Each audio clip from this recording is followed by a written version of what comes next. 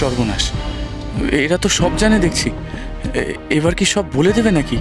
আমি কিসের ব্যবসা করি, কিভাবে করি? এভাবে হাটে হাড়ি ভাঙবে? এদের কথা শুনে তো দেওয়ালের মুখ শুকিয়ে গেছে। তার মানে আমি যা ভাবছিলাম সেটা পুরোটা ভুল নয়। মনে হচ্ছে এবার অনেক কিছু বেরিয়ে আসবে। ওরা সব জানে মনে হচ্ছে।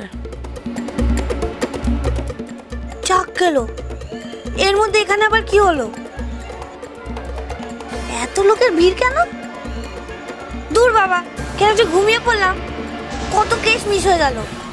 না না, মনে হচ্ছে ডামা এখনো সব শেষ হয়নি, অনেকটা বাকি আছে। দেখুন ভাই, আপনারা কি বলছেন আমাদের কাছে কিন্তু কিচ্ছু পরিষ্কার হচ্ছে না। আমার ভাই এখানে কিসের ব্যবসা করে সেটা তো সবাই জানে, এটা নতুন করে বলার কিচ্ছু নেই। আমার ভাই এখানে ফটোকপির ব্যবসা করে, সবাই জানে। আপনি দরকার পড়লে আশেপাশে লোককে জিজ্ঞেস করুন। এইবার বুঝেছি, দেওয়ালের ব্যবসা নিয়ে কথাবার্তা হচ্ছে। তার মানে তো কেস, না না একেবারে শুটকেস, বড় সড়ো একটা ধামাকা হবে। না না, আমার মনে হয় আপনাদের নিশ্চয়ই কোথাও একটা ভুল হচ্ছে। আমারও তাই মনে হচ্ছে নিশিতা, ওনাদের কোথাও ভুল হচ্ছে। আরে ভুল তো হচ্ছেই বর্দা, মস্ত বড় ভুল হচ্ছে ওদের। এই যে শুনুন, আমি কারোর থেকে 50 লাখ টাকা নিইনি। 50 লাখ টাকা দূরের কথা, আমি একটা টাকাও নিইনি। এই ছাড়ুন তো, আমাদের সঙ্গে ওই সমস্ত কথা বলে লাভ নেই। আমাদের যেমন অর্ডার আছে আমরা তেমন করছি। শুধু শুধু ক্যাচাল না করে 50 লাখ টাকা মিটিয়ে দিন, তারপরে কথা বলুন। আরে এ তো মহা ঝামেলায় পড়া গেল। আমি কবে এতগুলো টাকা নিলাম, কার থেকে নিলাম, আমি তো কিছুই বুঝতে পারছি না। আমার তো মাথায় কিছু ঢুকছে না। আমার ছেলের এই যে দোকান না, আমার বড় ছেলে কিনে দিয়েছে, মেশিন কাগজপত্র সব সাজিয়ে গুছিয়ে দিচ্ছে। তাহলে হ্যাঁ, তারপর থেকে তো দেবল এই ব্যবসাটা ভালোই চালাচ্ছে।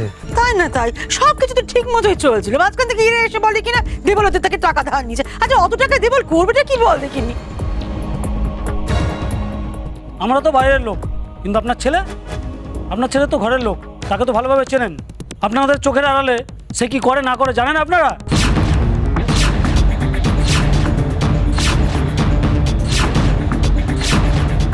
দাদা বিশ্বাস করুন, আমরা ঠিকই বলছি, আপনাদের কোথাও ভুল হচ্ছে।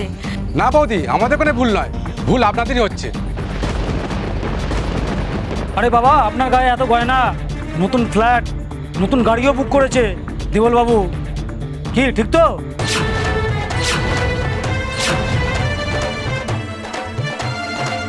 কি গো দেবল, উত্তর দাও। তোমার বেলুন তো পুরো ফুস হয়ে গেল। সব খবর আছে আমাদের কাছে, শুধু ফটোকপির দোকান থেকে এত কিছু হয়?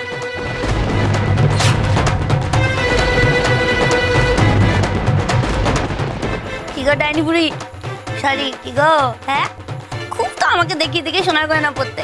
কেমন তোমার গয়নার জন্য তোমার বর কেস খেয়ে গেল দেখলে তো? এবার যাও দুজনে মিলে একসাথে কেস খাও, যাও। ও কি হচ্ছে রাস্তার মধ্যে?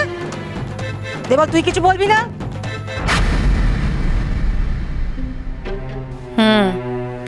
দেওয়াল বড় কোনো বিপদে পড়েছে।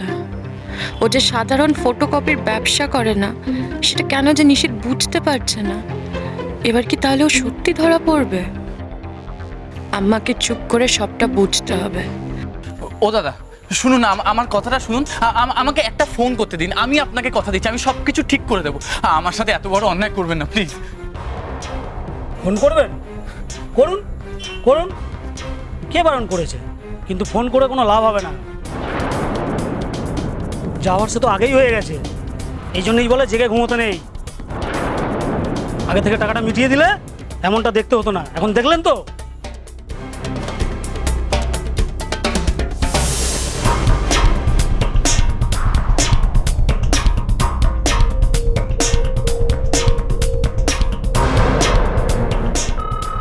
নরেশ দা, আরে ফোনটা তোলো নরেশ দা।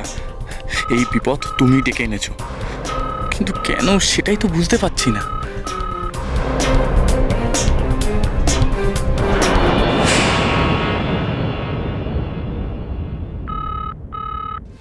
আশ্চর্য, কাকে ফোন করছে দেবল? এমনভাবে ফোন করছে যেন খুব ক্ষমতাবান কেউ। কে এমন আছে যে ওকে বাঁচিয়ে দেবে? তাহলে সেই কি ওর এই কালো ধান্দার পেছনে আসল মদতদাতা?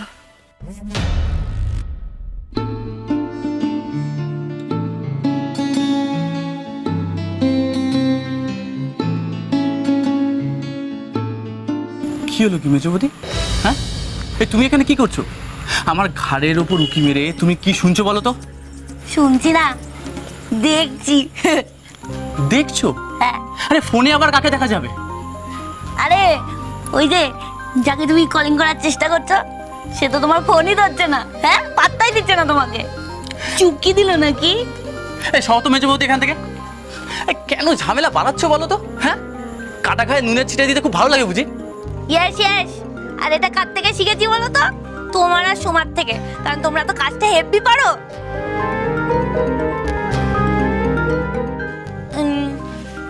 না মানে কাকুলির কথা ছাড়ো তুমি, কিন্তু তুমি ফোনটা কাকে করছিলে সেটা তো আমরাও জানতে চাই। কে আছে যে তোমাকে বিপদ থেকে বাঁচাতে পারবে? আরে কাকে আর ফোন করবো, আমি তো নরে।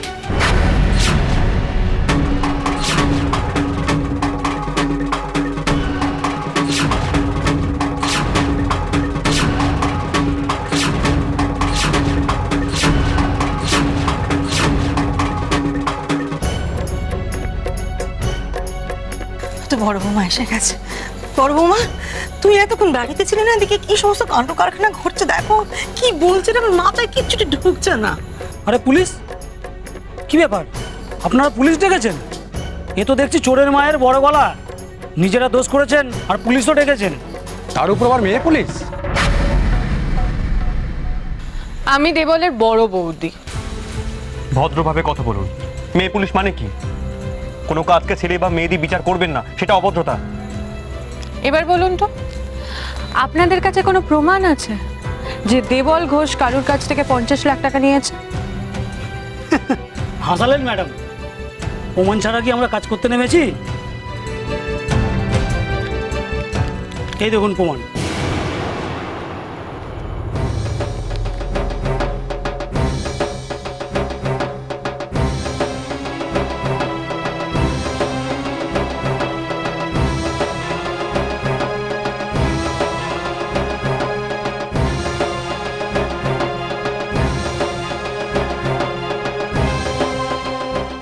এই সাক্ষ্য সিংহটাকে দেবল এত টাকা ধার করেছে তার কাছ থেকে?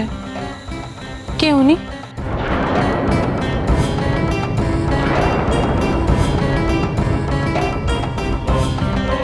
আরে আমি তো জানি না এই সাক্ষ্য সিংহ না কে। আমি তো জন্মেও নাম শুনিনি। কি গো দেবর, তুমি ওই সিংহ মশাইকে চেনো না? হ্যাঁ, হাউ মাউ খাও করে তোমার হাতে টাকা গুঁজে দিয়ে গেছে। এত গুলতাপ্পি মারো না মাইরি, পারা যায় না মাঝে মাঝে। মা, মেজবু ওদিকে চুপ করতে বলো। এটা কি আর কি মানার জায়গা নাকি? নরেশ, কুঞ্জ, এলি, তারপর কি নতুন কোনো বদলোকের আবির্ভাব হলো? সাক্ষ্য সিংহ।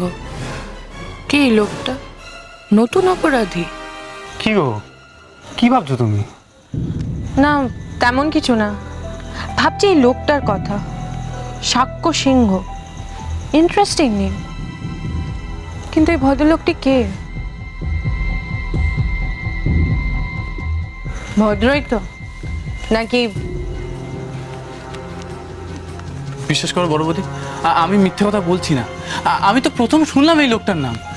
বড় বৌমা, ওই কি বলে সাক্ষ্য না কি নাম ওসব পরে জানা যাবে। দেখো তো সত্যি সত্যি কি দেওয়ালের শৈশব আছে ওতে? আছে মা। যে তারিখে ওর টাকা ফেরত দেওয়ার কথা ছিল সে তারিখ অনেকদিন আগেই পেরিয়ে গেছে।